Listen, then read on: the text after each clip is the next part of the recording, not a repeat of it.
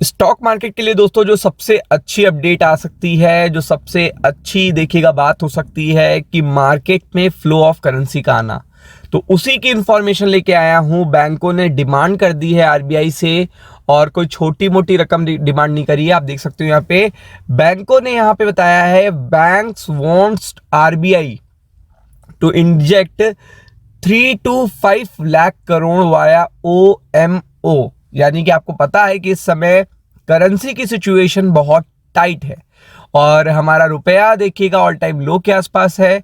तो ऐसे में आपको पता है कि अगर आप कहीं से भी थोड़ी बहुत भी फाइनेंस की नॉलेज रखते हैं तो आपको पता होना चाहिए, जब देखिएगा कोई भी देश का गवर्नर या देखिएगा उस देश का सेंट्रल बैंक क्या करता है, इंजेक्ट करता है, मतलब अमाउंट ऑफ मनी डालता है बैंकिंग सिस्टम में, फ्लो ऑफ करेंसी डालता है, तो वो उस देश के स्टॉक मार्केट के लिए सबसे अच्छी अपडेट होती है। तो आप देख सकते हैं यहाँ पे banks wants RBI to inject 3 to 5 lakh crore via OMO। और OMO क्या होता है ये मैं अभी आपको बताता हूं, लेकिन आप समझ सकते हैं कि ये इससे अच्छी अपडेट नहीं हो सकती बैंकों के लिए, निफ्टी बैंक के लिए।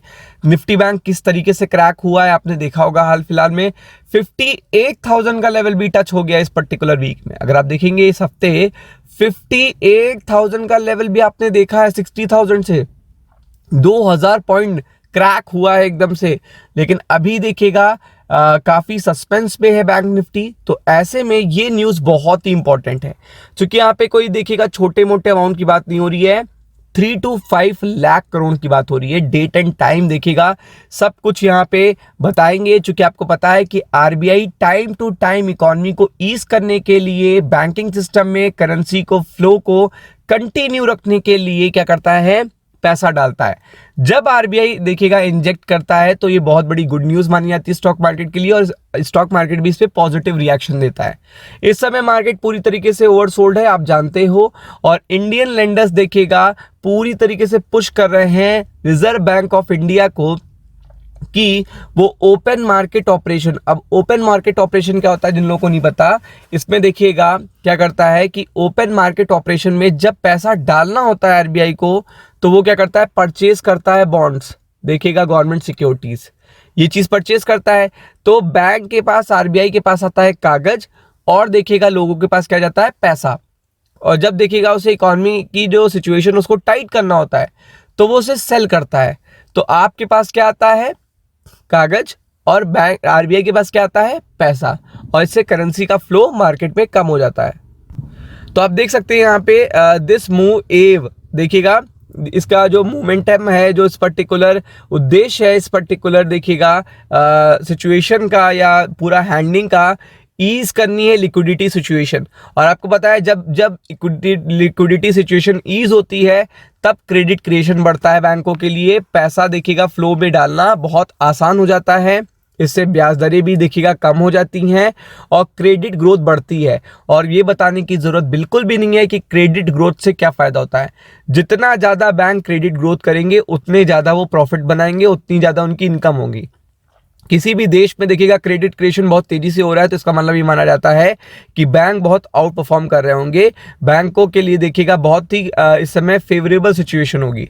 तो अगर आप देखेंगे इकोनॉमिस्ट देखिएगा voice concern about the inflation and GDP data uncertainty, question on the rate cuts और until new figure are release. तो आप देख सकते हैं रेट कट की भी बात हो रही है, क्योंकि आपको पता है आरबीआई आने वाला है, आरबीआई की मॉनेटरी पॉलिसी भी आने वाली है। लेकिन उससे पहले अगर आप देखेंगे तो ये चीज देखिएगा आपको देखने को मिल सकती है, 3 to 5 लाख करोड़ जो कूल ऑफ करना है यील्ड को, क्विकन देखिएगा ट्रांसमिशन करना है पॉलिसी रेट कट का, लिक्विडिटी डेफिसिट को भी देखिएगा कम करना है, और डिमांड एंड ग्रोथ के ट्रैक पे कंटिन्यू रखना है, क्योंकि एशियाज नंबर 2 इकॉनमी, एशिया की नंबर 2 इकॉनमी है चाइना के बाद India, as per the policy consultation meeting.